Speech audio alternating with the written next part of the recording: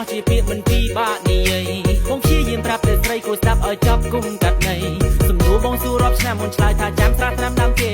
បងខឹងខ្លាំងពេកឡើងចង់ងួយដេករៀងរាល់ថ្ងៃបងតែងគេស្រមៃថាបានរៀបមង្គលជាមួយនឹងចរណៃពេលវេលាដើរលឿនបងគ្រាន់តែចង់ដើរគឿនបងចង់ឃើញអូនស្លៀកពាក់រ៉ូកាសម្រស់អូនសានដូចទេធីតារៀបការនឹងបងបានទេរៀបការនឹងបងបានទេ baby